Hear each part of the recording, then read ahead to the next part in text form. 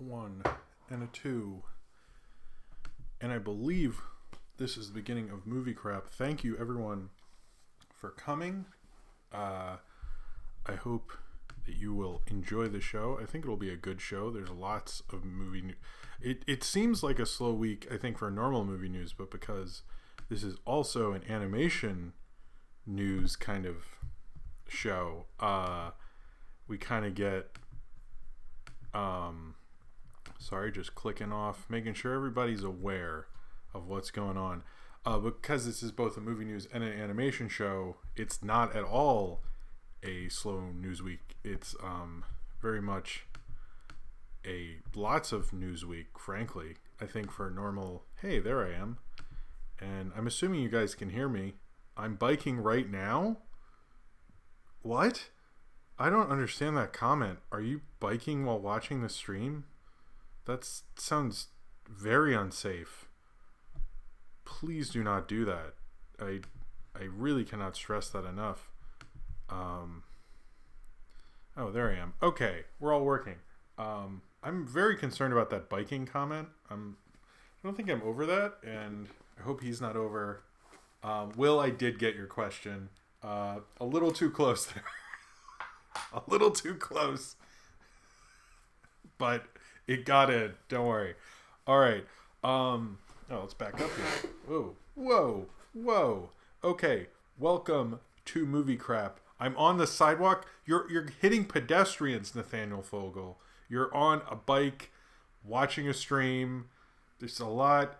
Safety-wise, if anything happens, I don't want to be liable for this. It's concerning, but whatever.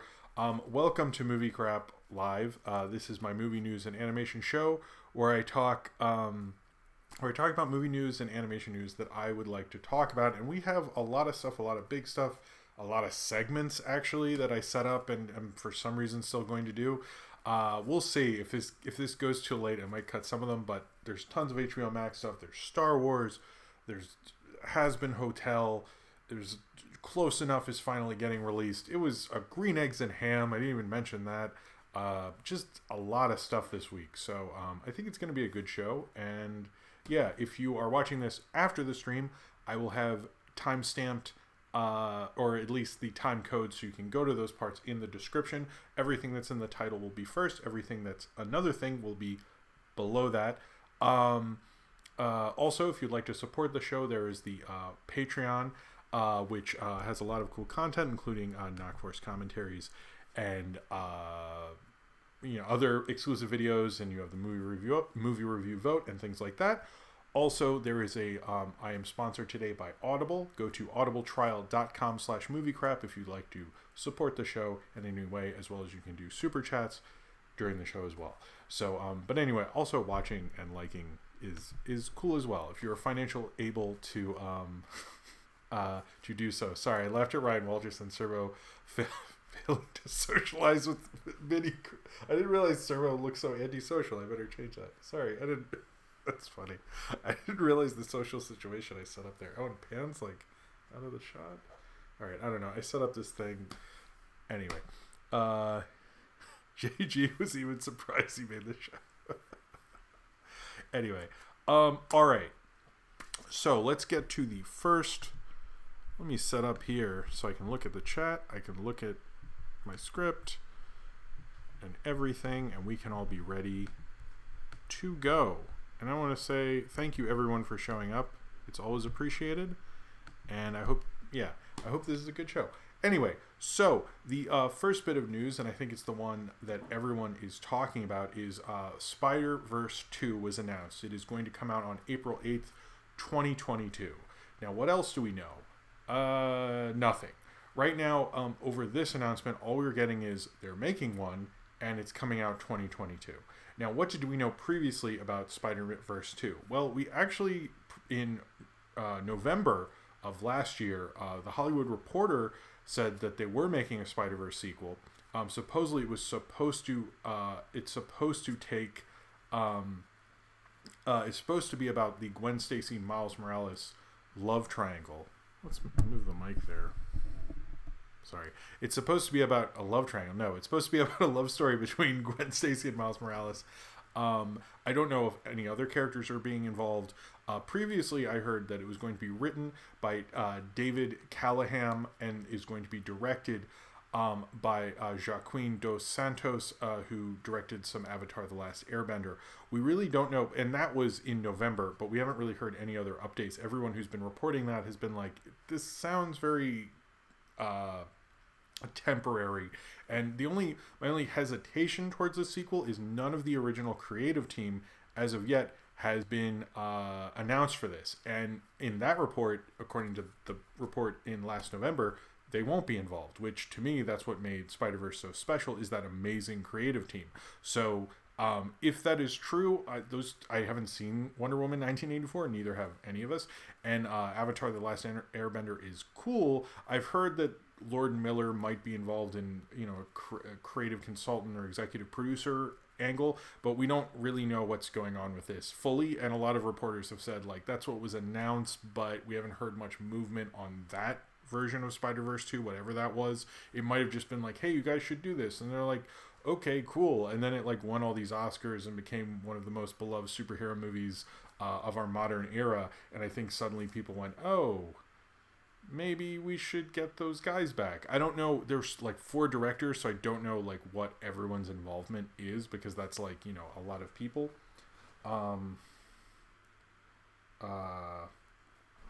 Sorry, that feels like a ton of people to you could get all those to understand what they're all doing and what their availability is or anything like that. But I hope they get some of them back. 2022 is a little ways away, but I hope they I don't know, I wouldn't mind them.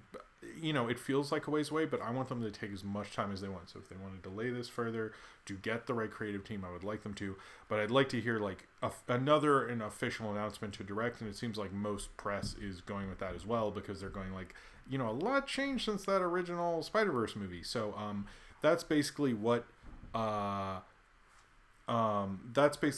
is going on with that right now. Is that basically we know that it's going to come out on April 8th, 2022. That's the only official thing, and it sounds like we'll probably get more announcements on the director and writers and things like that further on. And I hope we do, because I would like the original creative team to be involved.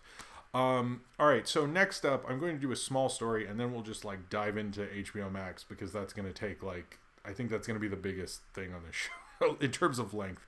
But before that, someone's asking me, I'll answer this. I usually save these for the end, but since it's sort of involved and I know people, I get this question fairly a lot, so I guess I'll do it. What's up, Danger? The ceiling. I'll answer that one. Okay.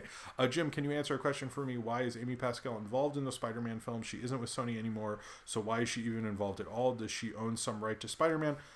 No, she doesn't. I think it was more of an exit plan, and she did figure out the deal between Marvel and Sony, the original deal. So part of her brokering that deal was them letting her and her company be involved as producers. So that was kind of a deal at the time that she did, and that's a historic deal. And frankly, like, I don't agree 100% with Amy Pascal. I don't love her as an executive, but that's a pretty historic deal. And if you broker like one of the most historic deals in Hollywood, I think you should get a cut. So I think, regardless of my feelings on her, I agree with her being involved, just because that's a crazy deal to broker. And supposedly there's always rumors because she's moved to Universal that she's going to do something with the Hulk or Namor or something too, because apparently she was very good at that. So, which, that would make me think she's a good executive, because that's a crazy deal. So that is why she's involved. If you're ever wondering, I don't know if she's involved in the animated ones. I forget about that. There's like so many names in those credits, as I said. How could you remember that? All right, next up. Anyway, so this next story is shorter, but it is an interesting one. Alan Horn, in a kind of producers roundtable for The Hollywood Reporter, admitted that there are a finite amount of Disney remakes they can make, and the studio will look at more films like Maleficent and Cruella, the upcoming Cruella with Emma Stone, to make new stories with old characters. Or he said they would kind of try to step away. My one thing about this, and I made a thing. I made a thing about this, like how to fix the Disney live action remakes. And by the way, my first answer to all these things is not to make them because I hate them. I think they're awful. I don't like them at all. And but I do think they should like maybe slow their roll a little bit, because how many of them did we get this year? We got like Dumbo, Aladdin, Lion King. We're getting Lady and the Tramp on Disney Plus, and then we got Maleficent 2. That's 5, and that's like too many in 1 year. And I always thought they should slow down and maybe do like a smaller movie, like a Pete's Dragon, that they can like get they can like they can like build up things. Like, I know Pete's Dragon was a flop, but like, I think Black Cauldron, they got to do something with Black Cauldron. That's just ridiculous to me, especially if Amazon has a hit with Lord of the Rings. Like, Black Cauldron's just been sitting there for you to make a cool fantasy series out of. It's a series of books. Like, do right by it finally. But that's a whole other thing. But I do think it's like they're really like burning through these things really quickly, and I don't really know if they would it sort of doesn't make a lot of sense to me that they're like admitting that they have a finite amount of them, but then they're still like burning through them so quickly. That's never made sense. But they're at least admitting like at some point this will slow down, but they're going to develop all these like sort of weirder they're going to develop more of these weirder like Maleficent or Cruella, or do interesting like side Marvel movie kind of things with these other Disney animated characters for some reason. I'm not sure what those other projects are going to be, but we're probably going to see some of them, and at least they're admitting that there's sort of an issue there, and that they can't do it forever. But I still am like, so why are you doing them so quickly? Like, I just don't, because it's true, there are certain ones that people will show up for, like no matter what, like Lion King, but you don't really have that many left to do. So, or give it to an interesting director, or hey, if you went Benioff and Weiss's Black Cauldron, that probably would work too. All right, so let's go into this HBO Max thing, some general HBO Max stuff, and then we'll get into, because there is a lot of cartoons going on with HBO Max. It was, I think honestly, there was more about the animation side than anything, and it's probably one of the better steps for animation that I've seen, and I will get to that. HBO Max is going to be the most expensive streaming service at $14.99 or $15. And one of the things that about that is that they're trying to get this packaged with cable deal, with other kind of cable packages. So I know if you have the AT&T cable and you have an AT&T phone, you're just going to get it naturally. If you're already paying for HBO Go in most markets, you'll most likely just get it. And they're still talking to a lot of cable companies, so I don't think a lot of people will be out of pocket, like this is your health insurance, paying the $14.99. That's not really what's going to go on. They really just want this to be like I have a cable subscription, or cable, I pay for cable basically, and so I get HBO Go. So I most likely, it sounds like, we'll just get HBO Max, but it's like very market dependent. So if someone tells you that, just like know that, because I know like Canada, no, I think they worked out the Canada. Oh, they'll have, okay. See, yeah, I don't know. There's all sorts of different regional things. Thank you, Ryan, for clarifying that for the Canadian viewers. But it does sound like a cool streaming service. They announced like so many things and so many different options and so many different things that are going on there. But it is interesting that it's probably going to be the most expensive streaming service, but they're launching with like tons and tons of content. They want about 50 million domestic subscribers and 70 to 90 premium subscribers, which I guess means not I don't know. I don't understand that distinction. Like, are people out of America premium? I don't know. Anyway, by 2025, which is ambitious. No word on like how much they're paying for it, but I know that another thing is no, HBO Go is basically, by the way, a couple people are asking me HBO Go. HBO Go is basically just going to be phased out and become HBO Max. So I think if you're paying that amount for HBO Go, but I would seriously look into your specific thing. All right, but look into your specific cable company and things like that, because it's really company dependent and regional dependent. And it's like so confusing, but they're basically like, we're trying to get this so like just everybody gets it automatically. And with AT&T phones and stuff, this is just going to launch for a ton of stuff. All right, so as for like other things that they will have the exclusive right to Rick and Morty on streaming, and then they will also have the exclusive with South Park, which they supposedly, I mentioned this last week, that South Park was looking for an over $500 million streaming deal. Apparently they paid up to $550 million. South Park is not a Warner or Warner Media show. It's a Viacom show, but Viacom does not have a streaming service, so they had to go with somebody, and obviously they want a huge deal. So they did it, and that's what happened. The first cartoon I want to talk about is these Looney Tunes shorts. Now, here's the thing about the Looney Tunes shorts that's confusing to me. They say there's going to be 1,000 minutes of new Looney Tune cartoons, or 80 episodes, which are 11 minutes long, which, by the way, if you do the math, that is not 1,000 minutes. So maybe they mean over 80 episodes, and I wrote that down wrong, but I forget how many episodes that would be, but that'd be a lot. Pete Braungart of Uncle Grandpa is going to be the showrunner. Apparently this is going to be more animation or animator dependent. I'm really curious because I've seen animators I'm friends with on Facebook and Twitter be talking about this for a long, long time, so they've been working on this.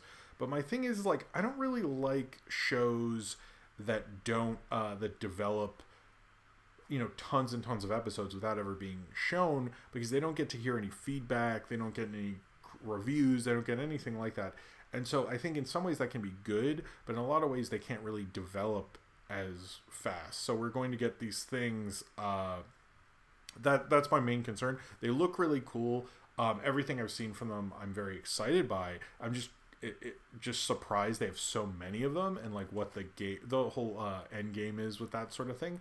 And are we going to just get like huge content blasts of this sort of thing, or are they just going to be like, hey, you're an interesting animation director and we already have you on the payroll, would you like to do a Looney Tunes short? And they're like, or could you pitch that if you work at Cartoon Network? Like, how awesome would it be, like, if J.G. Quintel did a Looney Tunes, and then Pembleton Ward decided to come out of hiding or whatever and did a Looney Tunes short. I don't know, I don't really know him at all, so I don't know. Or name an animator who you think be interesting. You could get anything from Bill Plimpton and be like, hey, Bill Plimpton, would you like to just do one and change the animation style? And that sounds really cool if they did it that way. So I am open to this, but I would like more info. But it sounds like it's just a crazy amount of stuff. They're also going to get 250 Looney Tunes and Merry Melodies classic cartoons. Apparently there are over 1,000 of the classic cartoons. I don't know how many of those are like super racist and questionable, but I don't have to count on that. Oh, my audio is sort of low. Oh, thank you, Dan. Oh, Dan DeSalt, man, I haven't heard from you in a while. I don't know. I'll bring it up a little bit. I hope that's not too loud. Thank you, Dan. That was a very helpful comment. Anyway, John K. I don't think we're gonna get a giant. If it's too loud, somebody tell me. Anyway. It's a little far. Let me move this mic up. See, now Dan's got me. Dan DeSalt's a great guy, by the way. Love that guy. He was in Cletus. He did music for Cletus the Fetus. That's amazing that you're here. Anyway, you should check out. He was in Banana Oil way back when. All right, sorry. Why did I do this? Okay, hold on.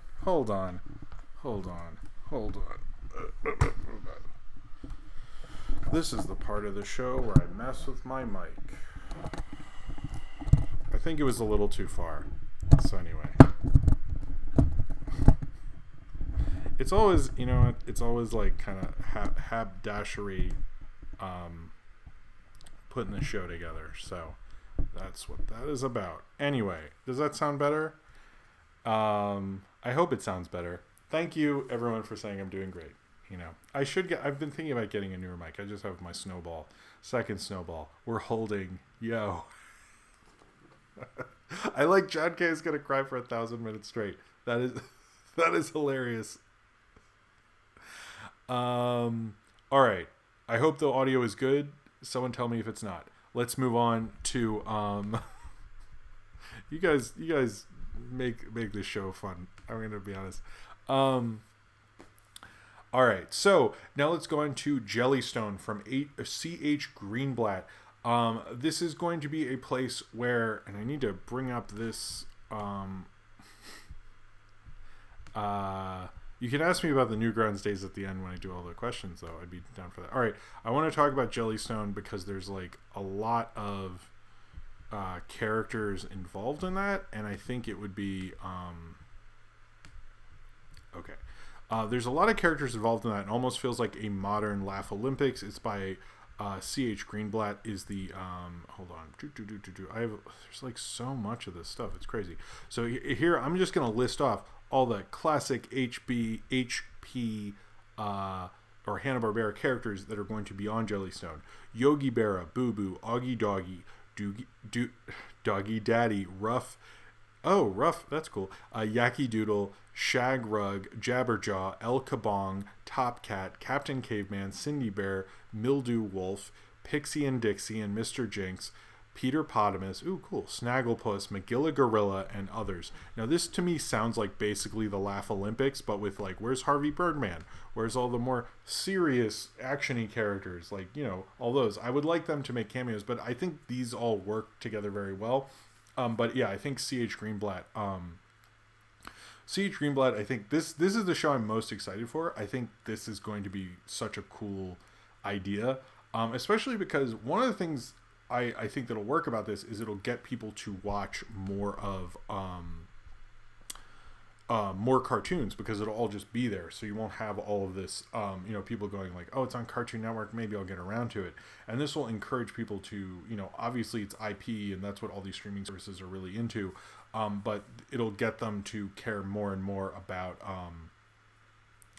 these cartoons again. They'll be like, oh, maybe I'll check out Magilla Gorilla again and things like that. So I think that'll be cool. It's also like something cool to do with them, and I think it's a good idea because I know they're really selling the Hanna-Barbera universe kind of stuff, and this will be a fun way to do it. I also like the design a lot. I think it's, of all the new shows, new animation stuff announced this week, it's probably one of my favorite designs going on right now.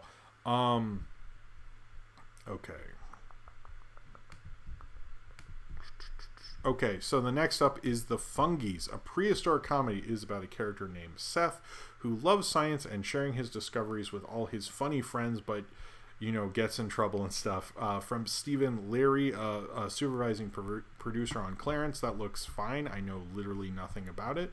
So cool. Another show a newer show is called Tig and Seek, is about an 8-year-old named Iggy and Hush. An 8-year-old named Tiggy and a gadget-building cat named Gwasik as they search for lost items in Ouija City.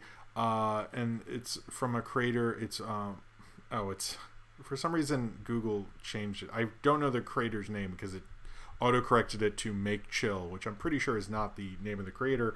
But it's a creator from a writer and storyboardist of Uncle Grandpa. That crew is like blowing up this week.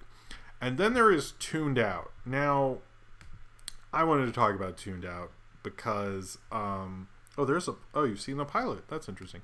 I wanted to talk about Tuned Out because everyone was excited, like it's a new Robert Zemeckis show.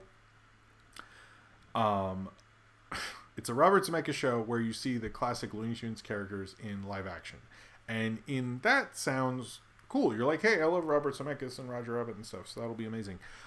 But then I read the description and I'm less into it, and Jared Stein is also involved, who I think is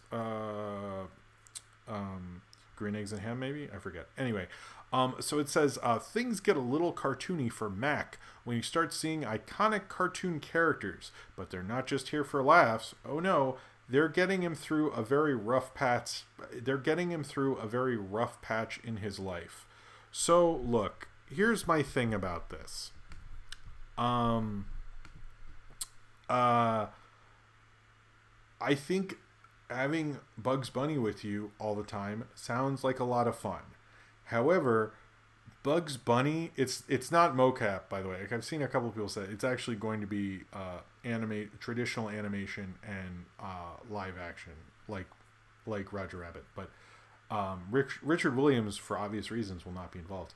But what I don't get is, like, Bugs Bunny and Daffy Duck, I don't want them solving your alcoholism or your divorce or, you know, your mortgage payment or something like that. Like, that to me sounds like horrific. Like, can you imagine Yosemite Sam or trying to get over alcoholism.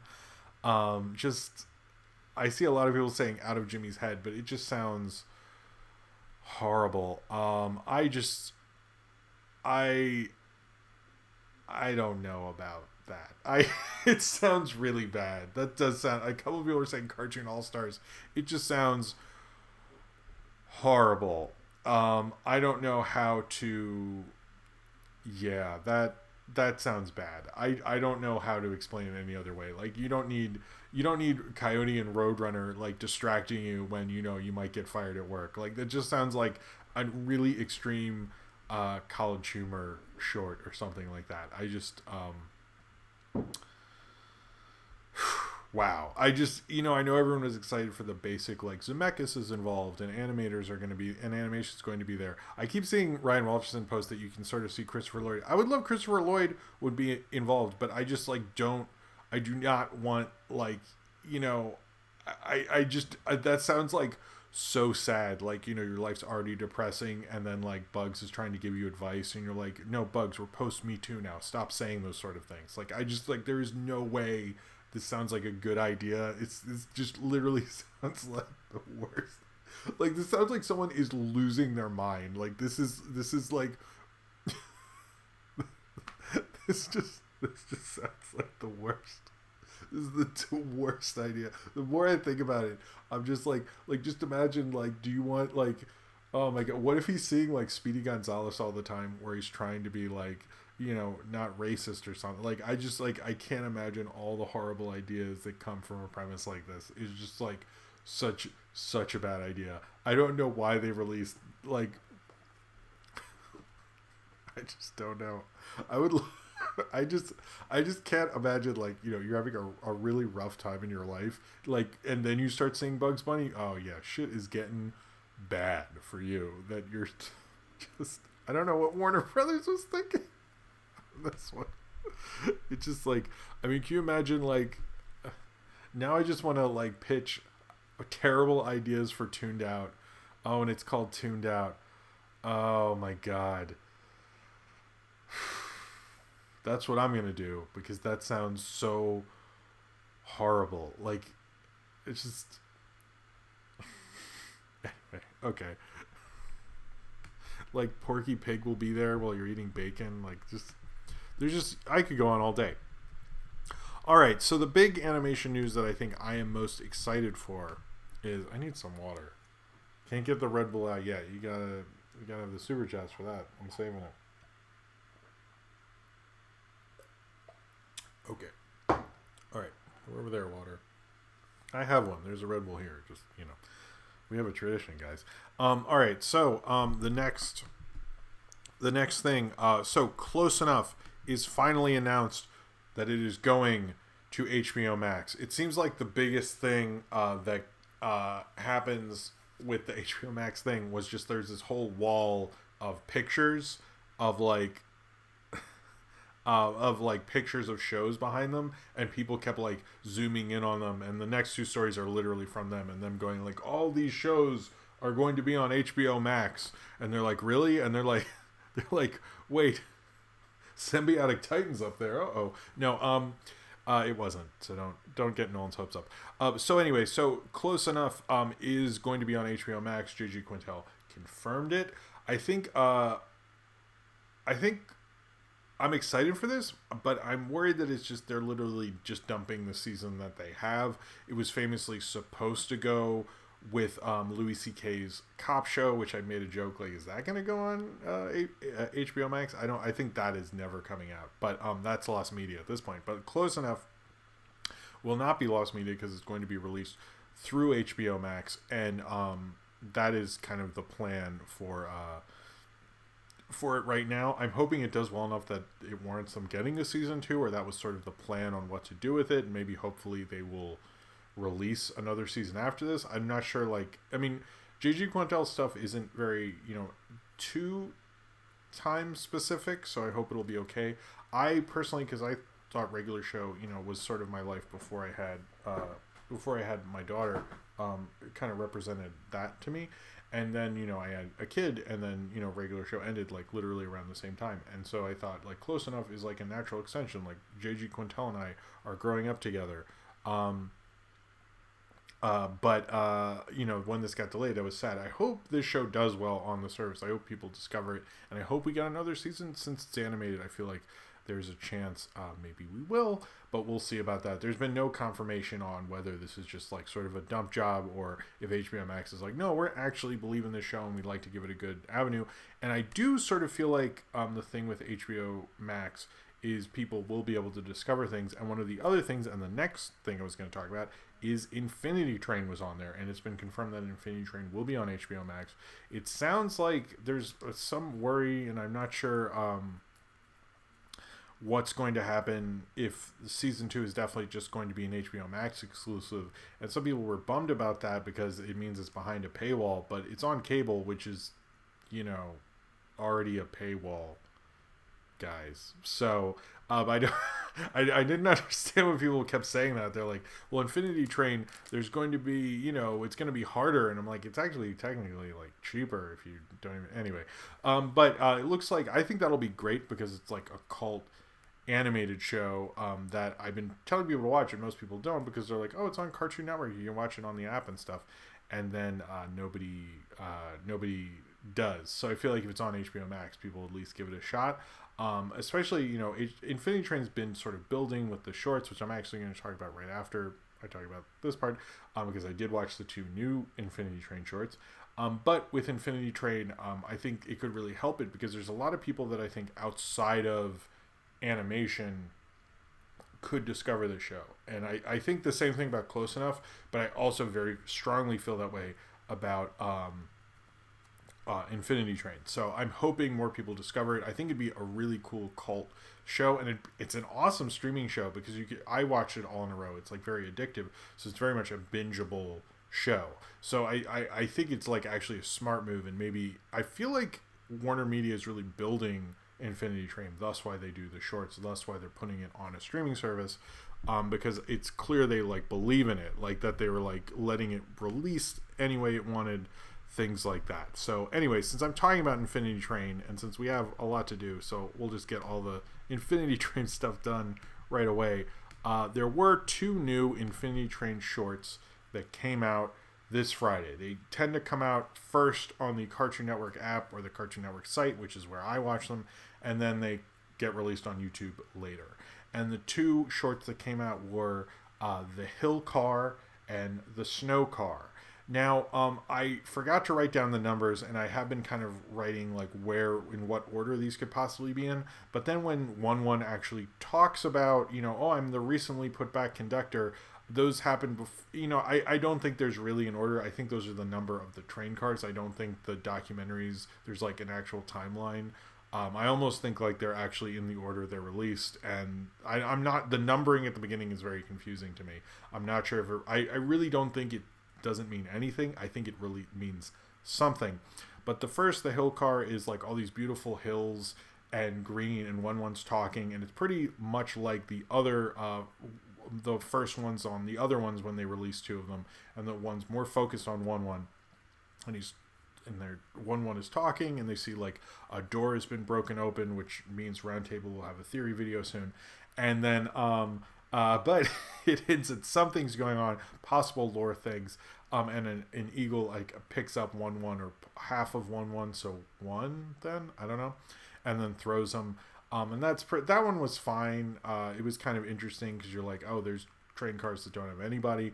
And then the Snow Car is just them going to where we originally saw 1-1 at the beginning of Infinity Train, which I've noticed the second one, much like last time where we saw Randall again, in this one, we're just seeing another train that we've seen before. So I like how they're suddenly deciding to go to they're deciding to go to other cars, but I still really like when they go to, the crazier animation cars, like like all like where we can do all these crazy stuff, but in this one it's just like one talking in a vacant car and then one talking in another vacant car. So these were maybe like my least favorite, but I still like one. It's just like, why are we focusing so solely on him in these two? And I am curious, like, if we're going to get a little bit more lore to with these, especially with the hill car hinting at it, but we'll see from that. But as of right now, these are still really fun to watch, and I still love Tiny Wizard Car the most. Dan DeSalt just asked me, anyway, that was my review of the Infinity Train shorts, about the HBO Now thing. I think HBO Now will be changed a little bit to HBO Max, but I'm not sure price-wise. They're kind of being a little unspecific about all that stuff. And I want to see Dinosaur Baseball also. I want to see that. I think that would be cool.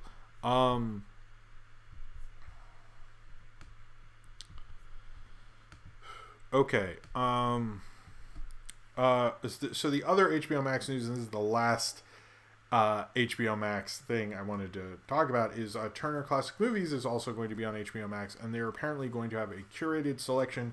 They mentioned kind of the bigger stuff like Casablanca, Citizen Kane, Kubrick, of course. And they talked about those specifically.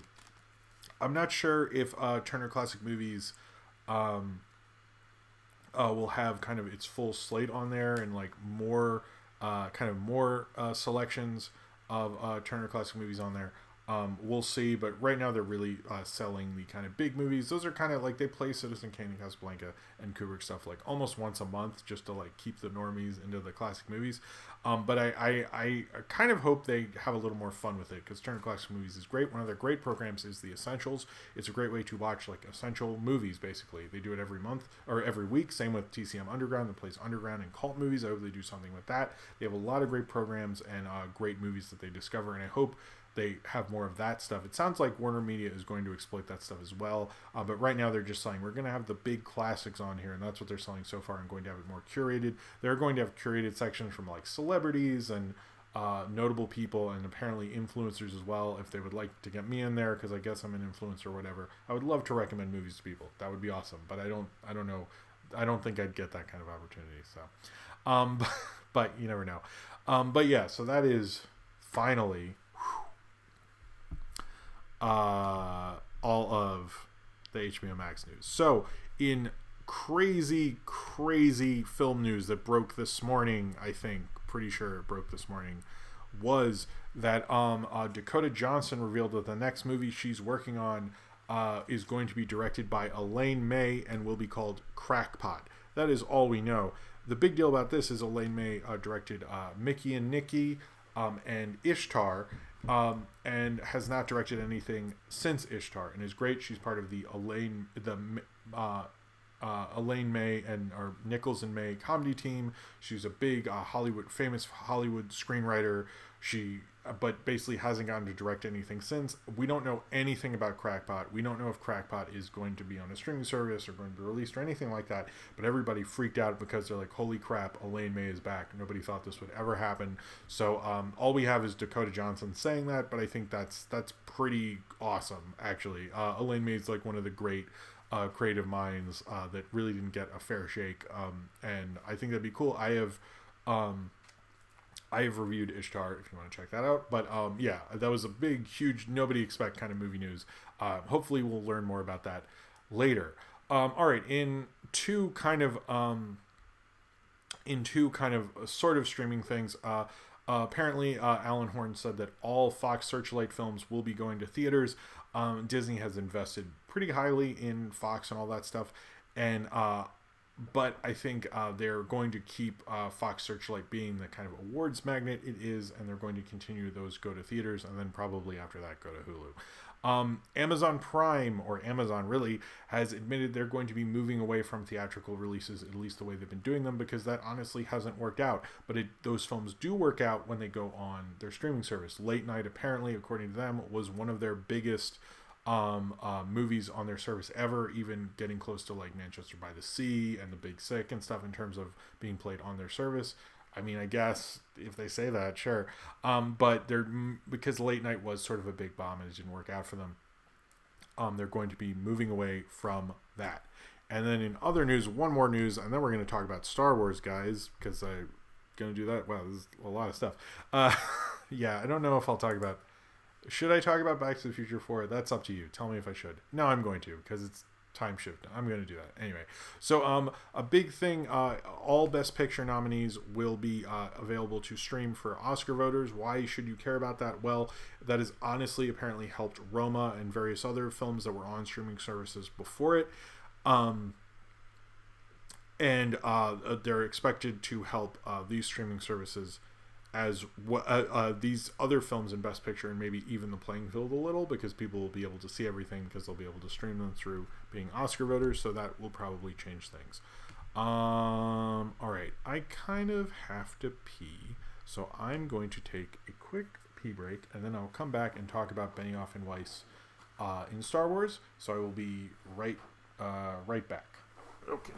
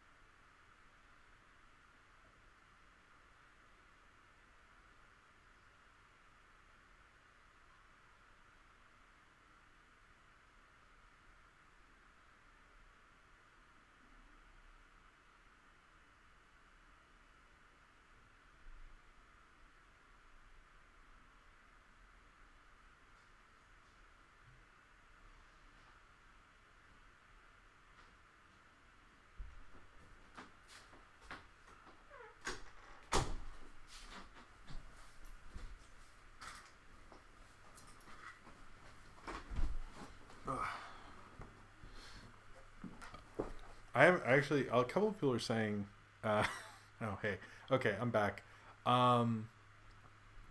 Yes, no, I haven't had a Red Bull yet, but I think I'm gonna have one to. This has been we're pretty far in the show, and yeah, I know that there wasn't a super chat yet, but I really need the energy. So, anyway. Okay, so Star Wars. This was kind of a big thing. So Benioff and Weiss, who were previously attached to, at one point, write and direct, or at least completely write 3 Star Wars films, a trilogy of Star Wars films, were left Star Wars on Monday night. Basically, what we know from various reportings is that this trilogy, we didn't know until... Drink Sparks. Thanks, Dan. I don't think I can get Sparks anymore. But I wish. That'd be cool. I should do that one. Try to find it and have that on a stream next week, maybe. I don't know. So Benioff and Weiss. Benioff and Weiss left the project, but basically what we know is this is going to be about the beginnings of the Jedi and the Old Republic. It was going to be... it was basically going to be that, and it was going to be a trilogy. Supposedly, it sort of fell apart when they signed that $250 million Netflix deal, and then Kathleen Kennedy wasn't really happy about that. To be honest, I never really wanted them to make Star Wars movies, so I'm totally really okay and very happy about that. I'm not really a big Game of Thrones person at all, and I've watched actually a lot of them, but I don't find these writers to be honestly the best people in the world, and so I kind of I'm like, that is fine with me, to be honest. Like, I think that that is totally okay, frankly, that they're not going to be involved anymore. I honestly think what happened, because there was supposedly a big meeting in August. I know Bob Iger had talked about their involvement sort of semi-recently, and I know a lot of these director hire decisions come down to Bob Iger.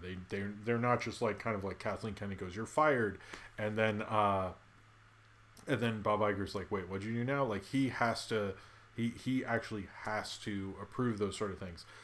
So he was talking about it. There's some reports they were gone in May, but I don't really believe that. But apparently there was a big meeting in August. What I honestly think happened here is the Netflix deal pissed people off. They had a good pitch for this trilogy, this Old Republic thing, and then I think when they actually had a treatment or whatever and got more details, I think they went, wow, this sucks. And their involvement in them was lessening. Like, it went from them maybe directing the first one and writing the other ones to just writing the first one was the last thing we heard, and now they're just offing completely. I mean, I don't know if they rushed the Game of Thrones to get off of, to do a Star Wars or something. That's what everyone seems to think. I just think those guys are just careerists, and this is their second major high-profile project to completely fall apart after Confederate at HBO, which doesn't bode well for them, to be honest. I'm a little surprised they didn't try to work this out somehow, but to me, it's I'm glad they're gone. And a lot of people are saying Kathleen Kennedy, it's probably not going to be long for her. She might walk away after Rise of Skywalker. We'll see about that. Ryan Johnson seems like is probably going to stay just because all the executives seem to like him. He seems to get along with everyone. There was no drama on the set of Last Jedi at all. And writing it, they saved all the drama for later, apparently. So I wasn't I think even what happened with Rogue One doesn't reflect well on her, but as well as that director actually worked with them and tried to get it to work and knew it wasn't working. But between the Phil Lord and Chris Miller thing, which I think was a huge deal, that straight up never happens, and then what happened with from Colin Trevorrow to them not even really loving working with J.J. Abrams the first time. Josh Trank, so many people have been fired from these things, but I'd say this is one of their bigger losses, just because these guys are so high profile and so big. But at the same time, to me, it's if I was who do we need to do a Star Wars movie? And they had to be from Game of Thrones. I don't know why they didn't go to George Martin, since he's why you like those things anyway. But if I were to pick a director, and I know people are saying Feige is probably going to be the one to pick a next director, and he actually might, people are saying, pick the first female director to it. But I actually have a different idea, that Feige has worked with this person before. And I honestly noticed that this director is able to get people to jump up from their seats and cheer and all this stuff, is Ryan Coogler. I think Ryan Coogler would make a really great Star Wars movie. And I know he's too busy with Black Panther, and Black Panther is a huge franchise.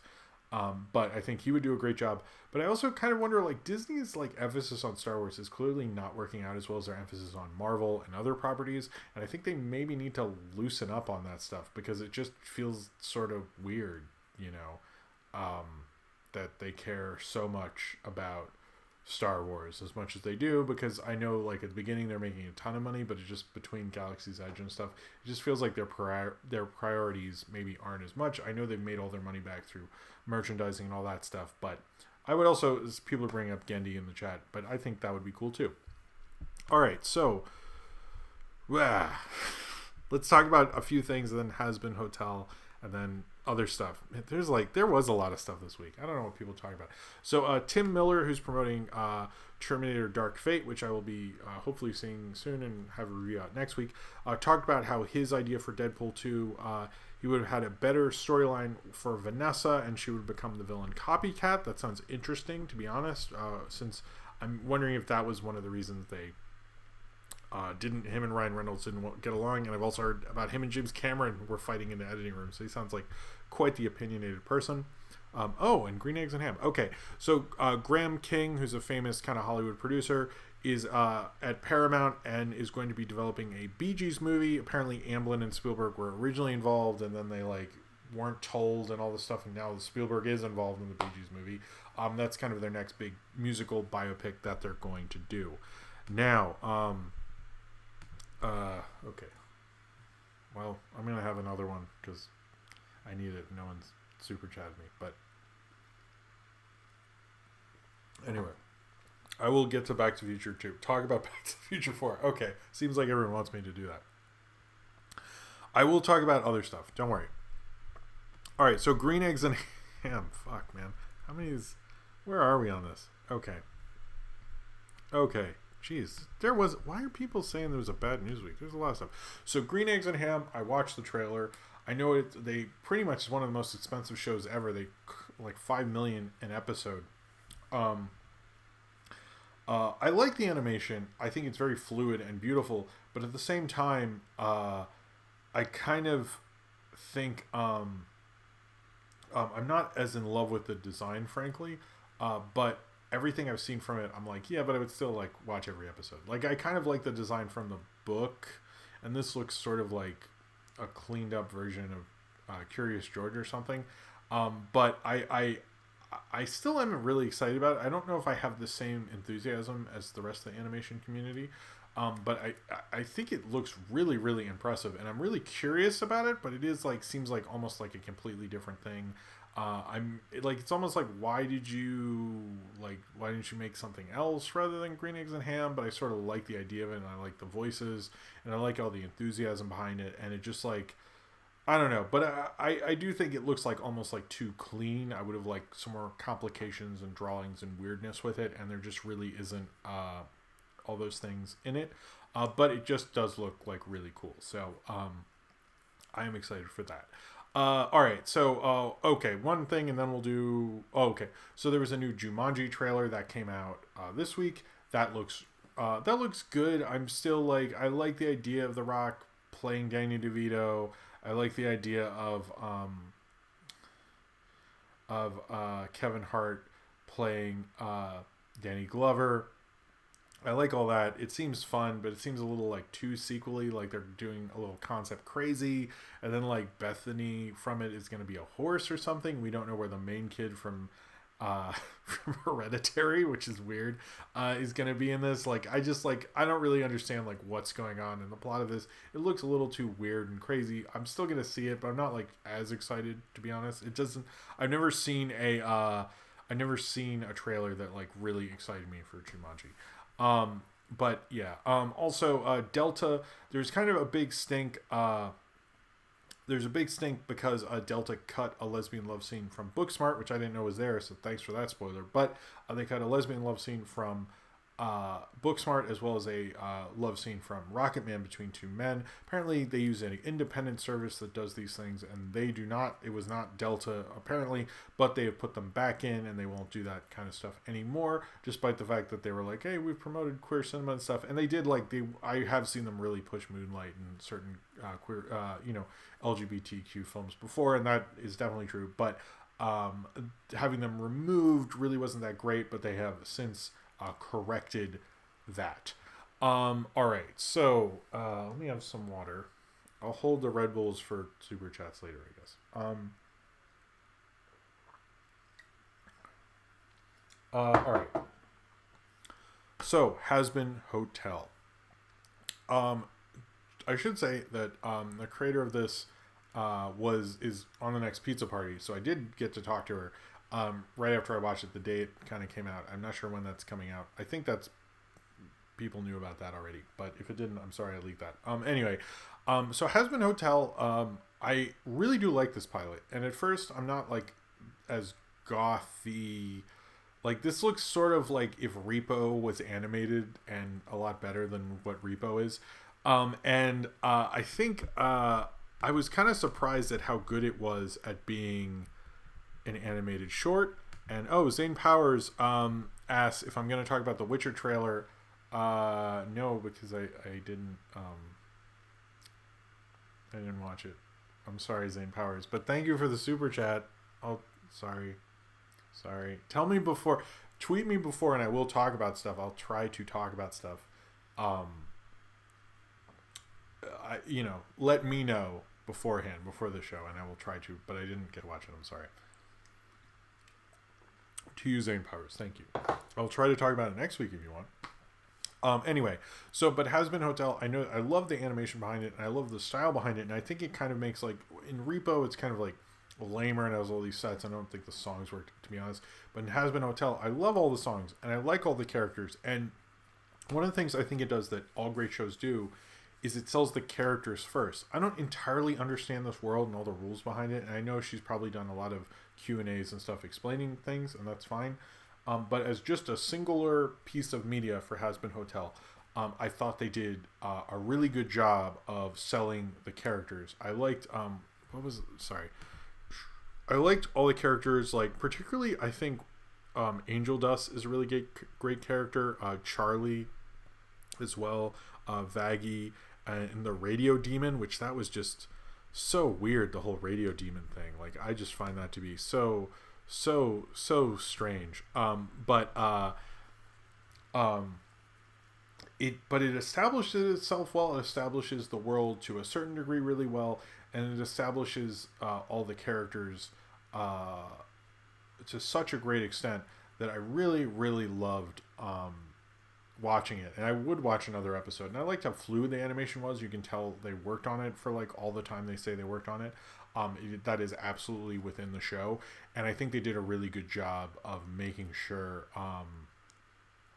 you liked it despite it is, I guess, maybe like cringy in the Hot Topic sense if you're not into those things, but to be honest, it sold itself and was compelling enough that like even if you aren't into that stuff, I thought it was that's my cat Buster. I thought it like made a pretty compelling watch, to be honest with you. I know there's a lot of hype behind it, and that's kind of why I saw it, but I liked it. I was like, I would watch another one. Like, it set it up really well. Like, I was like, I would see another episode of Hazbin Hotel. It was just a really beautiful. It was beautiful in its animation, its flow, and I liked what it was kind of trying to do in terms of setting up the character. But in terms of the plot of the show, I think we need to get some more of those. So it's like for me, it's like it needs to land the other. Needs to land more in its next couple episodes, but I don't understand why no one's picked this up. Like, a streaming service should buy this thing, because I just think it would obviously have a really good cult following. Like, it should be on Adult Swim or something, in my opinion. I thought they did a really good and impressive job, and it has characters that like I'm still thinking about after I watch it, so I thought they did a good job. And Dan, you're right, she did go to SVA. She graduated. I think I actually played. She talked about Laddie Reiniger on the Pizza Party episode, and I noticed, I rewatched it today actually, and there obviously she mentioned how Laddie Reiniger inspired the beginning part, and I think I actually projected Prince Ahmed for her, I realized today. So I don't know if I'm helped get her into that, but that might not be true. She might have got into it before it screened at school. So and Buster, you want to come here? You want to be on the stream? You guys want to see Buster? Come on. That's not a spoiler. Lottie Reiniger things at the beginning. Come on, Buster. Come here. You want to say hi? It's okay. No? Okay. He's not into it. Come on, you're ruining your podcast. Sorry. Buster wasn't into it. Wait, really? Black Griffin was... I didn't know that. I didn't know that. How come... Did Saber say that in his video and that's the part I missed? God damn it. I didn't know that. That's interesting. Nobody tells me these things. I have a couple of connections to that thing, I guess. That's interesting. All right. So, how many things do we have? Okay, not too many things. All right. We have couple things, and then... Jesus. Yeah, there was a lot of... I realize I shouldn't say there was a lot of stuff, because then it's like half the show is me going, man, there's a lot of news in the movies. All right, so next thing is there's a trailer for Forky Asks a Question. It looks like Forky asks a question, and another member of the cast of Toy Story or whatever kind of answers it. It actually looked better than I thought. I was kind of into it from the trailer, to be honest with you. I think it could be cool. I'm definitely going to watch it with my daughter, who's so into Toy Story. We were watching Toy Story of Terror a lot this past week. But I think that actually has a lot of potential as a cool kid show, as long as they go like, hey, how does stars work and stuff, and then they'll explain it. I think that could be really cool. The Spark shorts, which are shorts made by Pixar, and Pixar really lets independent animators who work at their company make a lot of cool shorts that are even submitted to Best Animated Feature and use their equipment to make, and they're not actually owned by Disney, but this would be a better way to release them because people would actually see them. But it's called Spark Shorts. All of those shorts looked really, really good and impressive, and I'm very excited for. That's something I'm excited for with Disney Plus as well. And they're not all going to be released at once. They're going to be released I think one's release date was January of 2020, so they're all going to be slowly released out. And I'm glad they're spending money on developing new animated talent. I think that's something we need. However, the other Pixar trailer for Disney Plus was Pixar IRL. And that looked crappy. That looked like a bad reality show with Pixar involved. I don't really seeing Wall-E. That looks like a quick Instagram video. That doesn't look like a show to me. I have no interest in that. I don't want that. I did like in Spark Shorts. Someone brought up, but Bao was weird that they actually said from the directors of, and just mentioned all the famous Pixar shorts, not from the creators of Toy Story. I thought that was kind of a cool touch to the trailer. All right, so Peyton Reed was announced for Antman 3 this week, which is interesting because we had not heard any developments on Antman 3. It was not on the slate. We don't know when it's coming out. We don't know what's going on with it, but Peyton Reed has been attached to direct Antman 3. It sounds like they're actually going to make an Antman 3. It seemed like something that was kind of falling through the cracks, but it doesn't sound like that's something that's going to come out anytime soon. But there is Peyton Reed has been attached to Antman 3. Another quick thing, and then I'll get into a lot of RAPs, or in memoriam, I guess. Once Upon a Time will be submitted to the musical comedy category at the Golden Globes, meaning it will probably win a lot more awards there and get a lot of good Oscar buzz. So it might actually win some Oscars, but we'll see. The Golden Globes semi-matter more than people want to give them credit for. So we had two really notable deaths this week, and one I didn't talk about from before, but would like to, so I'll talk about him after. But first is John Witherspoon, who obviously was going to get a lot of work from the new Boondocks show as playing Pops. He was just talking about right before he died how busy he was going to be, and unfortunately he passed away right before he could have this kind of new career renaissance. He was a great actor. I think we all love him as Pops on Boondocks. I love him on Friday. I love him on rap videos I've seen him on. I love him on so much more, and I really wish he had gotten to take advantage of these opportunities that he clearly was going to be able to do, but now won't because unfortunately he passed away. I don't know. That was sad because it's he was just about to do this thing and then it didn't happen. The other major Hollywood death this week was Robert Evans, who was in The Kid Stays in Pictures, and of course for all of you probably Kid Notorious is definitely what you remember him for. But the kid, he was a famous Hollywood producer and executive, helping with The Godfather to Rosemary's Baby to Love Story to countless other things. If you've never seen The Kid Stays in Pictures, I really recommend it. It's a great Hollywood behind the scenes kind of movie, and I think it's really great. So Bob Evans, sad to see him go, sad to see John Witherspoon go. I didn't talk about this last time. I don't know why. I think it was a couple weeks ago. Robert Forrester died. There's a really great podcast interview with him from Leonard Maltin that I actually tweeted and when he died, and Leonard Maltin actually retweeted, which was quite a thrill because Leonard Maltin, as any critic, I grew up reading Leonard Maltin. So, but you should check it out. It's on Leonard Maltin's podcast. He interviewed Robert Forrester, and it's a really great interview. I re-listened to it after he died, and I really love it. So check that out. And I have a random fun fact because I do research for all sorts of stuff, and I found this out, and I even reviewed this movie last year, and I didn't hear this before. And I don't think I did. I didn't rewatch the review, so maybe I did, but I hope I didn't. So apparently, Jamie Lee Curtis lobbied for a brief scene in... Okay, so let me just say, this is from Halloween H2O, and she mentioned this on the commentary, apparently. I saw an article, it's like, things she mentioned in the commentary, and for some reason I read it. But it said Jamie Lee Curtis apparently lobbied for a brief scene where her character gets out of a car and does a double take as she sees Mike Myers from Wayne's World and Shrek and all that walks by, and that was just just a brief cameo. But apparently Mike Myers shot them down pretty hard. I'm so curious if he's sensitive about that, and I did think recently he never talks about that he has the same name as one of the most famous horror villains of all time. But yeah, apparently they have talked to him about appearing in a Halloween movie. Apparently he said no. I think that is so lame because that is such an easy cameo. It should happen. Please let that happen. Make a change.org thing about that or something. I mean, I just thought that was, I had to share that with someone. I was like, that's so amazing. All right. So here's how the rest of the show is going to go. I like how many people are going, no. The chat's loving the Mike Myers H2O thing. 1997 deserved it. Don't you all agree? Okay. Hold on. So, I'm going to talk about Back to the Future 4, Patreon questions, real questions, and then we're all going to wait for the time shift to happen, I guess. All right. So,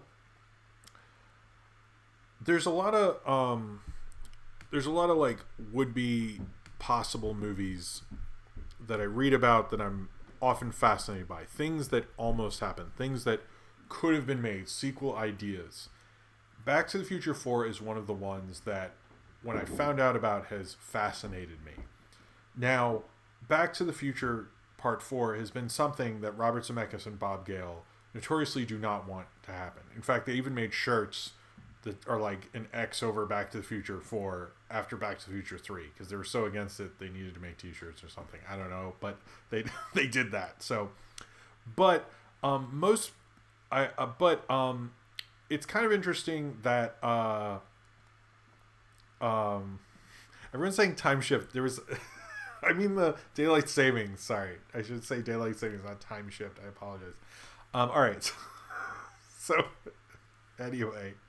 All right, so, but basically, this is not a pitch I have for Back to the Future 4. This is an actual treatment that actually got written. So, in the late 90s, Ed Solomon, who's famous for writing the Bill and Ted movies and Men in Black, was approached to write a treatment on the possibility of Back to the Future 4. Universal was looking at the viability of making new films out of some of their IP then, and trying to develop them. To my understanding of this process, none of these films got made. There was like a Quantum Leap movie thing about quantum leapers or something, all sorts of weird stuff. I don't think anything came of it. But one of the things they did develop was a idea for Back to the Future 4. Now, under this treatment that Ed Solomon was writing, Doc Brown would go back to the Roswell UFO crash, and he would crash into the UFO, and that would damage the engine of his time machine, and then he would be stuck there and had to rebuild it and like help with the relations between. They never point out the aliens, but obviously, like, because he crashed into a UFO, he'd have to like talk to them. Or are they doing one of those things with like the X-Files? Is he doing one of those things with the X-Files where it's like the government was using alien technology? I don't know. But apparently, like, in some people have said it's the DeLorean, which doesn't make sense because the DeLorean was, spoilers, I guess, destroyed at the end of 3. And others saying it's the time locomotive that was crashed into. But regardless, Doc Brown was stuck there. Supposedly, he was going to have a female companion who was kind of a would-be scientist instead of Marty. Michael J. Fox wouldn't be involved in this. Apparently, it was going to be Christopher Lloyd as Doc Brown and a new kind of companion. And that their pitch was, and I don't know if she was ever told about this, was Sarah Michelle Gellar. That was kind of their top pick to play this would-be scientist person.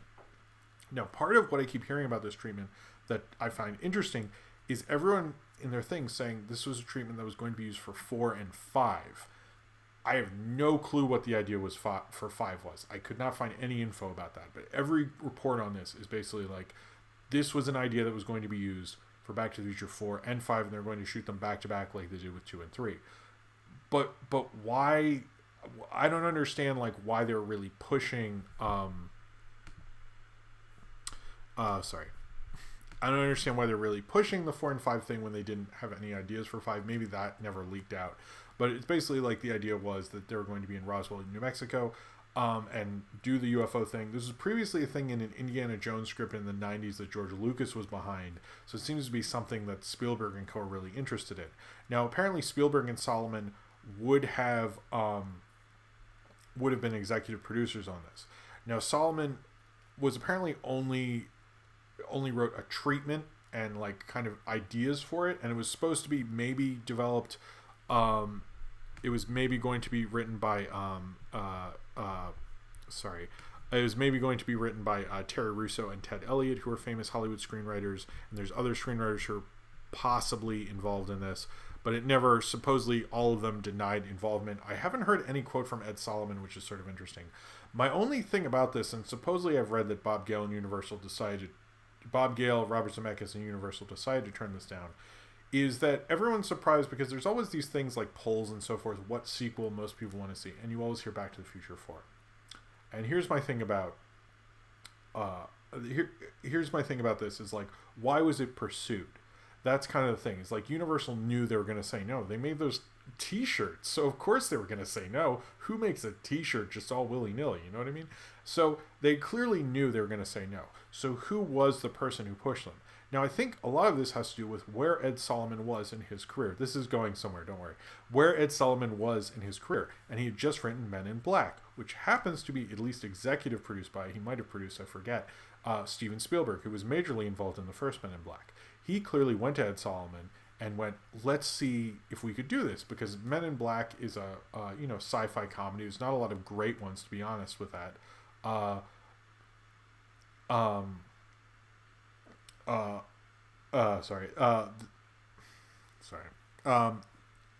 not a lot of good sci-fi comedies, so maybe you should try your hand at that.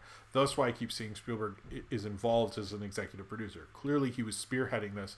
And a lot of people have admitted when any Back to the Future 4 thing has come up, they always say, well, if Spielberg wanted it to happen. And I think Spielberg sort of actually tried for this to happen. I'm not trying to talk crazy or something. This guy worked with Spielberg on a thing, and he clearly went like, could you develop this for me and see where it goes? And it didn't go anywhere because they totally shot it down.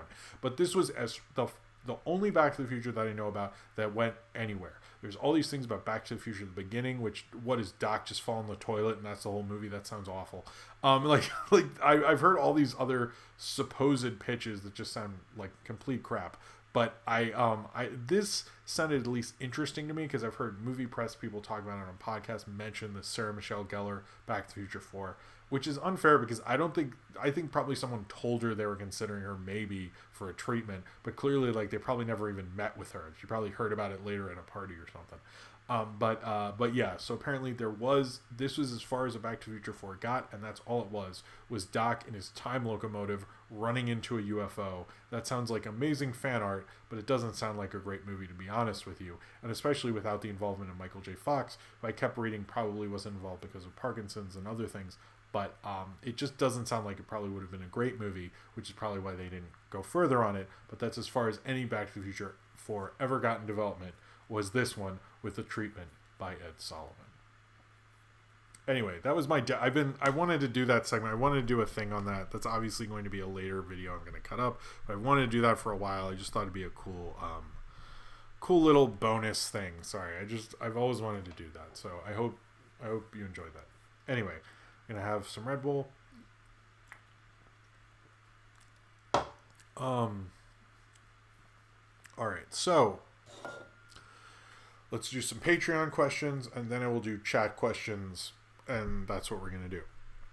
All right, so this one is from, if you would like to pledge to the Patreon, it is a great way to support the show, help me keep making videos, you get exclusive content, all sorts of stuff like that, as well as you can use I'm also sponsored by Audible. It's Audible trial, it's audibletrial.com/moviecrap if you like to support the show and get 30 days free of Audible. You can download originals, an interview with Gendy they have, like biographies, Bob Iger's book, all sorts of stuff, and you can support this show and probably cancel it and I still get money, so that's cool. Anyway, I shouldn't tell you that, but I did. All right, so this question, is from Reanimated Jesus. All right, so hey Jim, I hope you had a happy Halloween. I hope you don't mind me reading this whole thing. Reanimated Jesus. I was bummed out when John Witherspoon passed away, but very grateful that we had him. That's a good way to put that. This made me think of a question for the next movie crap. Which now I'm reading, sorry. John Witherspoon was an essential part of the show Boondocks, and replacing him seems like an impossible task for the upcoming reboot of the Boondocks. After listening to a podcast with John Witherspoon and his son made a great impression of his dad. His son is a great replacement for him, but I still got mixed emotions about it. I want things to end, especially with properties with one of the kind actors, directors, writers, etc. are gone and are not a part of this project. It just ain't the same. In the age of sequels, prequels, and reimaginings, should they continue without the essential key component? Do you have a favorite property that you wish to end? Thanks again. Thanks again for the great content. Oh, well, thank you, Reanimate Jesus. I don't think I'd ever want a Mad Max without George Miller, so I guess that would be one of them. I would actually, I wouldn't say if you can get it to work, and I know there's people who had, like, I wouldn't, Fury Road, like, I don't think that's probably the most extreme example, and I think there are ways you can get things to work, but I do think at a certain point, like, do you really want to watch The Simpsons without, like, the original voice cast and things like that? I don't think that can go on, and I think it can continue without these people, and recasting them sometimes won't work. I is curious, like, what is Boondocks going to do? Like, I have no clue. That's, like, a major character, like, I'm sure they're scrambling, and I'm sure they're mourning and all that, and that's probably what they first should be doing, but I think they're also like, oh fuck, like, we just signed this big deal. Is that going to fall apart? I do think sometimes you need to take a break or reconfigure something, but it's often hard because then suddenly your magic recipe's gone, you have to completely change it, and that's almost an impossible thing to do at that point. So I would say anything that I think should end completely, anything that is more star dependent, but I'm not totally against it because I like to leave doors open for things, and I like to be open to things, so I don't want to say like I would never like that ever again or anything like that. So anyway, so this one is from Sinram, whose YouTube channel you should definitely check out. I don't know if you have, but you definitely should. Hello again, Jim. So there's this thing where new sequels in a franchise are asking their viewers to ignore previous sequels. Terminator this year, Halloween last year, Superman back in 2006. Sometimes I'm annoyed by this, but I also recognize that this means fans get to custom build their own timelines or viewing marathons. Good point. How do you feel about it? I often like it because it does feel like oftentimes like those sequels sort of ruin the franchise. They kind of cheapen it. They like sort of ruin the whole thing, to be honest with you. And it really hurts the franchise. It really hurts the legacy. And it's like, what if we only had like Friday the 13th after 4? What if we only had Halloween without all those crappy sequels? Like, I think that's, or Terminator like without Salvation or Genesis and all that, and it makes it kind of like makes the legacy a little better. And I kind of get that because you do get annoyed as a fan seeing crappier sequels for a property that you love, so I understand it. But I can also understand getting annoying because you did sit there through all those movies and now they're like sort of meaningless. But I semi don't mind it if the end result is something that's interesting. I haven't seen Terminator. I liked Halloween. I like Superman Returns. I haven't rewatched in a long time, and but I never usually like them as much as the movies they're sequelizing. So it's like oftentimes I come to this thing like, hey, I had a better time than usual, but this still isn't like the thing, you know. So I often find like they never really get to the point where like I feel like they're a worthy follow-up, other than, again, Fury Road, obviously, which might still even be the best Mad Max movie, which is insane, to be honest with you, how good that was. All right, so this is from Will, whose name I need to learn how to say better, and we'll talk about that at some point.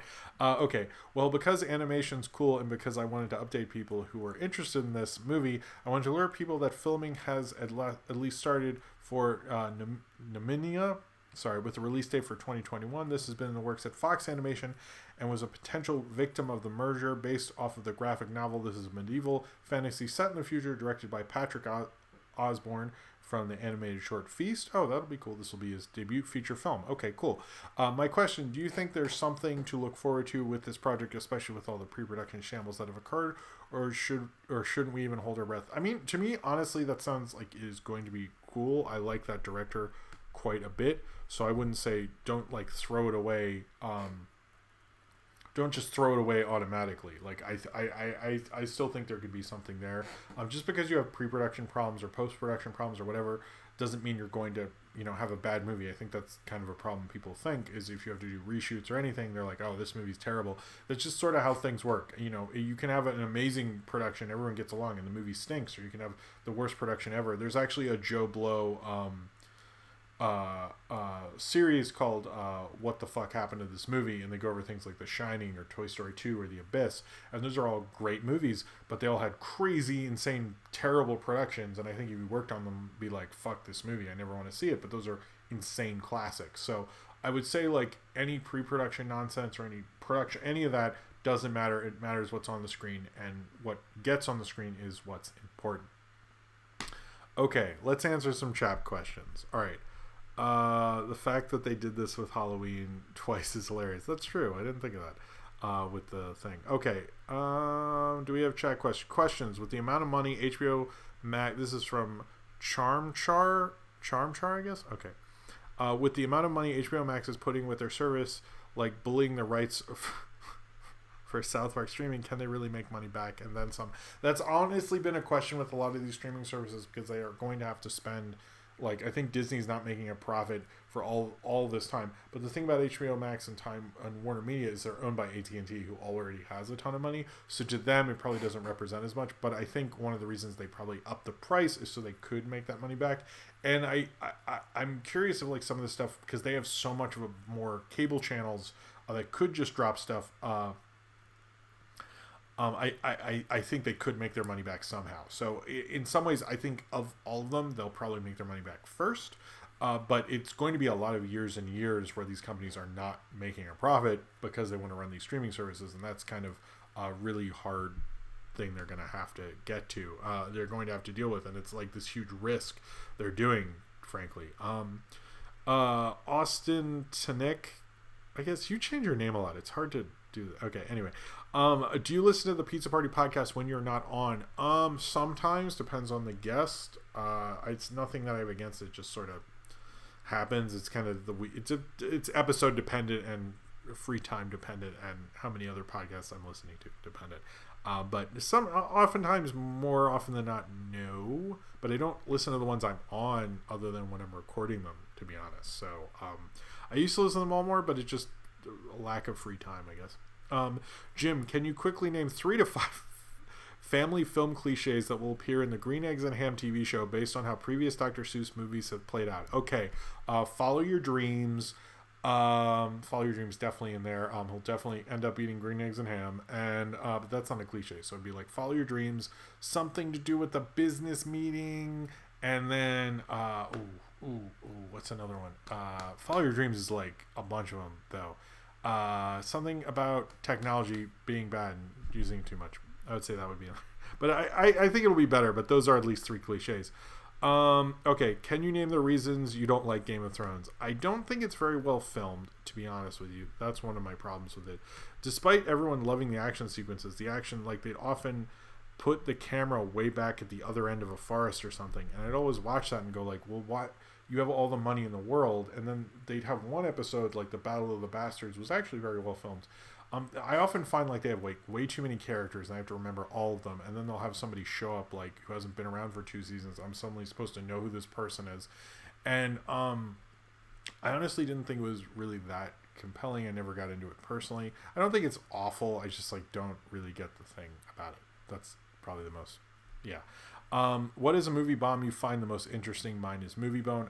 If I do, I make a video about it. So one of those, I guess you'll see more soon. I'm working on one currently. So I don't really want to say that because of the content I'm making. So sorry, Nathaniel Fogel. What's your favorite Dr. Seuss based TV special? Probably the Grinch who stole the Grinch, Christmas special. Sorry, talking not good. Was probably my favorite, but the Butter Battle book is up there as well. Zane Powers, what's your favorite movie trend you're glad is gone? Mine is when every animated movie wanted to be Shrek. That is still going on, Zane Powers, so I don't like that trope either. I would say, like, I actually didn't love as many mid-budget movies as most people did. I don't like all the dark, serious, when everything was so dark and serious. I didn't love how many like made to be cult movies there were at a certain time. I want to do a video on that at some point, but there are so many of these films who were made to try to be cult movies, and it got really obnoxious at the end. Dexter's Robot are awesome. Do you think there will ever be a Pizza Party podcast board game? I don't think there are any plans for that, but I wouldn't be opposed to it, to be honest with you. Oh, Nathaniel Fogo has those. I forgot about that. Okay, question from Not Plausible. Infinity Train, for the snow car, did you see the police cruiser in the ice reflection? No, I didn't. Did you see the man's face in the spyglass in the tech support car? I did later, and I think, was it you who told me? Potentially the mirror police. That's interesting. I'm curious if that's what that's leading to, because you mentioned the two. Maybe that's like the second one has a storyline. Maybe that's interesting. I'm gonna have to rewatch those because those obviously share a bit of a connection, as those are the two going back to previous cars that we were seeing in the Infinity Train. That brings up. Thank you for asking that question. Not plausible. Zane Powers, what's the funniest thing that happened to you when you were in the Korean and Vietnam War that they ended? Jim, what director do you personally identify or agree with stylistically? I don't know if I agree or anybody. I there's not a director I really agree with. Maybe like, I don't know, man. There's a lot I like, but there's so many I like for so many different reasons. Like giving like a one, I don't want you to think I have a favorite in terms of that. So sorry. We didn't do a Flicks Friday this week, by the way, Ace Winrider. What was up with that? I'm curious. Did I miss it? I don't think I missed it. Okay, brief thoughts on the TV shows Lost and The Leftovers. If you've seen them, I like Lost. I saw they seemed fine. I didn't really get to watch a lot of them, unfortunately. They kind of got ahead of me. Question, did you hear about Seth MacFarlane adapting Clive Barker's Book of Blood for Hulu? I didn't. That sounds actually really fascinating and maybe horrible. So we'll see. I'm noticing Clive Barker's been really absent from the pop culture landscape. I'm kind of wondering when he was going to make a comeback. Question from Robson Knox. Cool name. I heard you are a fan of Todd in the Shadows. If so, what is your favorite show from him? Train Records, Pop Song Review, One Hit Wonders. Yes, I am a big fan of Todd in the Shadows. I'm curious who told you that. But Train Records is what got me into it. One Hit Wonderland is probably the one I watched the most. I really like the Beds Are Burning one. I've watched a bunch of times. And I kind of probably like when he makes more of a compelling argument, like his Hanson Mbop one was really great.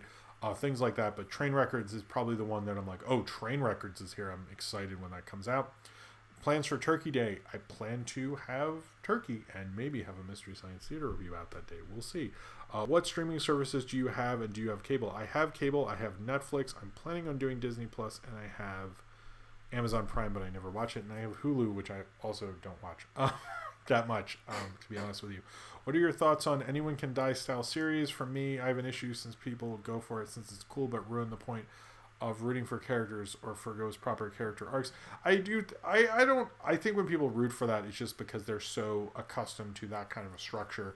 They're not really thinking about.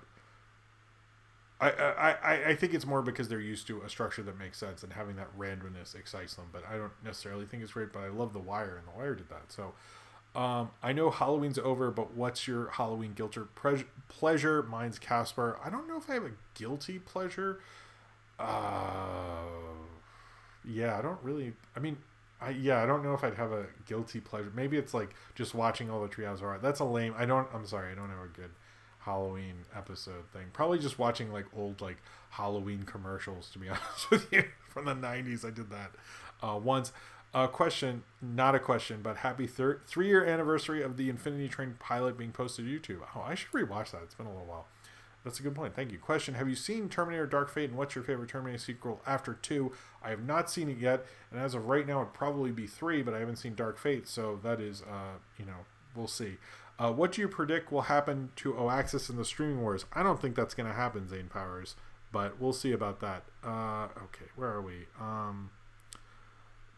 I finally watched Midsommar the other night, and I was wondering if you thought the hype from Hereditary influenced people's opinions on it too much. What are your thoughts on Midsommar? I liked Midsommar. I found Hereditary a lot more surprising. Midsommar was going towards the horror genre a little bit more, and I found it less surprising, but I still like both of them. And the more I think about Midsommar, I do quite like it, but I do understand. I think Hereditary did inform people's opinions, and if Midsommar was his first movie, it wouldn't be as impressive, but Hereditary is still probably his strongest thing. A favorite non-Disney villain song from Ryan Walterson.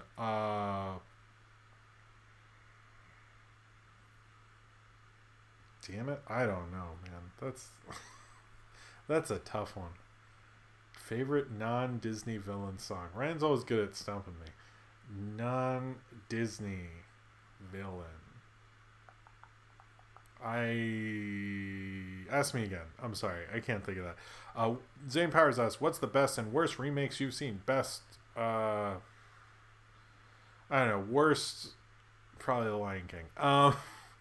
Who would you like to see in a biopic of you? Probably Lizzo. I think she would do a great me. Did you watch anime, and how did you ever explain? My parents liked the Death Note movie. My parents were really weird about anime and would let me watch some, but then if they were warned about, like, I couldn't watch Ninja Scroll like forever, so that kind of sucked. Okay. Dan DeSalt, have you seen One Punch Man? I love One Punch Man. Season 1. I have not seen season 2 because I've heard bad things and I've heard it's really disappointing, and I didn't want to do that to myself because I love season 1, particularly the beginning episodes. I kind of wasn't as into the later ones of season 1, but I still love all of season 1. Okay. Do you believe the streaming has broken down to barriers between the mediums of film and TV series that produce greens of ham? Green eggs and ham, like a film, from what I heard. I think it is blurring the lines a little bit more, and we're going to see more of that change, and people are saying, is this the end of film and all this stuff? We're going to see a lot of changes, but I think people still want to watch a movie and a TV show, and they'll still be separate things, but I think the meaning of it will probably change quite a bit. But we'll see. That's why Clive Barker had some health issues. Didn't know that. Next animation is here. Cool. Real quick, what Nickelodeon series would be a relevant movie now? Hey Arnold, probably, to be honest, with Gentrification. In The Dark of the Night, that is a good one. God damn it, Ryan. You're really good at that. Your favorite part of Movember? You taking part in Movember? I don't know what that means. I already moved, so I don't know. Questions. Chowder or Flapjack, Adventure Time, or regular show? Flapjack, definitely. I would personally go with regular show, but that's a tough one. What's the weirdest thing your parents did that wouldn't let you watch? I wasn't allowed to watch Rugrats because my parents didn't want me repeating the baby talk. I wasn't allowed to watch Pulp Fiction and Fargo. Like, they were really against me seeing Fargo, the movie. I don't know. I wanted to see Fargo. Anyway, I think that is it tonight. That is all of it. Thank you all very much for coming out to the show. Check out the videos I made this week, which includes a Infinity Train shorts review. I will have another one of those cut out from this and cut up. I didn't do it on last week's because I didn't know they did more shorts, and then I found out afterwards. And as well as my review of Treehouse of Horror 3, the third special. Then I put out 2 things right in a row there, of Coraline, and then a review of The Lighthouse. I think there'll be a lot of stuff next week, and I hope you have a good daylight savings. And thank you all very much for coming out and being a part of the show. It is very appreciated. And thank you all, everyone in the chat. And it was crazy seeing Dan DeSalt here. That was a cameo I didn't expect. And anyway, oh, no, I am going to shave, Ryan. Don't worry. Anyway, you guys have a good night, and I will see you next time. And that's it. All right. Oh, and subscribe if you would like to. Bye.